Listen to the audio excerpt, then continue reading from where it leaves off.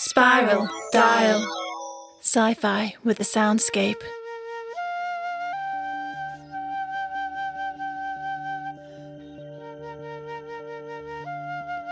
Jessica stared down at the desk in horror as it repeated its ghostly message.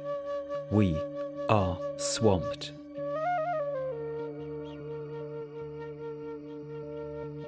They must have left it to broadcast to any ships who might pass.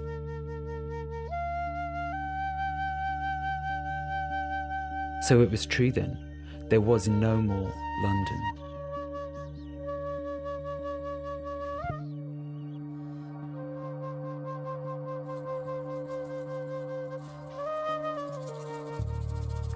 Told you so, Archie said. He lay back in the chair. I don't suppose you can chuck us the remote control. I remember having quite a grand old time last time I was up here. You're disgusting, she said, flushing as she remembered her own experience with the vibrating chair. The sound of footsteps outside startled her. Placing her hand on the desk, she extinguished the light, a sharp tingle passing through her arm as Pyro returned inside her. Is there another exit? Archie shook his head. Quickly, under the desk. They both scrambled under the very centre of the ammonite and huddled together, panting. Archie continued to smoke his joint. Jessica waved at him to put it out. Trust me on this. Captain's got no sense of smell, he whispered. Otherwise, I'd have been in trouble quite a while ago. No point in wasting a good spliff. She didn't have time to reply before the door slid open. Bring him in, then you may go. The captain spoke in a firm, disinterested tone. A scuffling sound followed. Jessica saw a pair of large, pale, bare feet extending underneath the desk. The soles were cut and bleeding. Someone was in the chair, who she could not tell. They tell me you are a scientist, the captain said, so I hope you will humour me in this little experiment. The feet were lifted from the floor. Jessica peered out from under the desk. The chair was reclining, engulfing its occupant. Archie threw her a disappointed grimace. Typical. He was probably upset to be missing out. You will inform me of the results of your studies. Perhaps if we get along, we can work together. Otherwise, we can always move on to other projects. So, shall we begin? The floor started to vibrate softly, accompanied by the sound of heavy breathing. The vibrations grew stronger and then weaker for what seemed like an age. Archie continued to smoke his joint. He seemed completely oblivious to their perilous position. Jessica reached out and touched her neck, but Pyro remained resolutely silent. So, about your research. The captain's voice had moved. It now came from the same direction as the chair.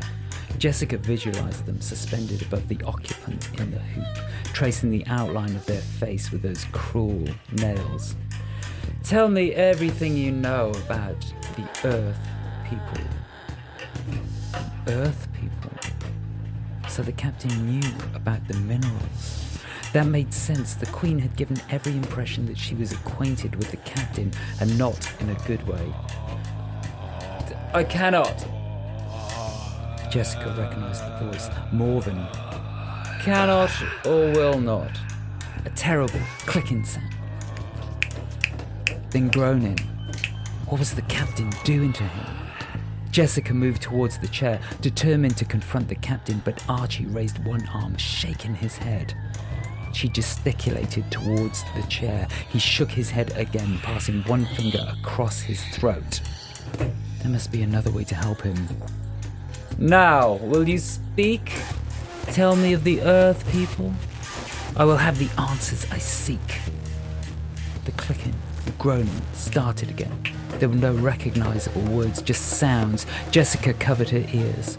This was more than she could bear. If only she had gone to look for Morven earlier, perhaps she could have saved him from this.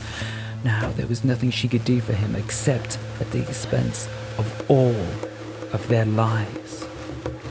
Except, perhaps, she touched the base of the ammonite with her hand, willing Pyrope to act. There was no response. Reaching out into the rock, she formed a bubble and pushed it outwards. The table shook in response. "Sister, you must stop. The captain must not know of my presence," Pyrope whispered.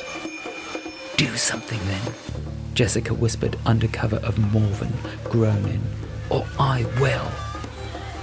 She reached upwards, placing both hands on the table. Before she could do anything, she felt a tingle rush through her left hand. The whole ammonite lit up, shining bright with all the colours of the rainbow, followed by a distinct thud. The vibration stopped, as did Morven's groaning. She felt Pyrope return into her arm. "Now let us get out of this place, sister, and stop this madness." She crawled to the very edge of the desk, where a slight figure lay, unconscious. It was the captain. They looked very young, very vulnerable. Jessica felt an urge to take care of them before she saw the blood dripping from their fingernails. Pulling herself to her feet, she found Morven collapsed in the chair, a network of fine cuts marring his skin. "Morven, get up!" She pulled at his arm. He moaned. "Archie, I need your help." He emerged from under the desk, red-eyed and blinking, and stubbed out the remains of his joint on the table. "Get yourself together and help me with Morven, quickly, before the captain wakes up." Between them, they managed to get Morven onto his feet and started making their way towards the door. Before they left, Jessica remembered something she must do. "Wait!" She left Archie staggering under Morven's weight, crouched down, and removed the remote control from the captain's grasp. Archie nodded his approval. "Great idea, darling." "You're disgusting," she said, "but I appreciate you." The door slid open, and they made their way out into the hall.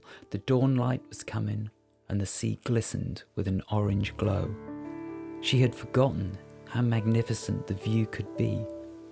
Staring into the distance, she caught sight of a shadow, a large shadow. Why, those could even be mountains. They shuffled forward together, taking in the full glory of the sunrise. "The earth," Pyrope said. "We must return to the earth. Quickly, Jessica. There is no time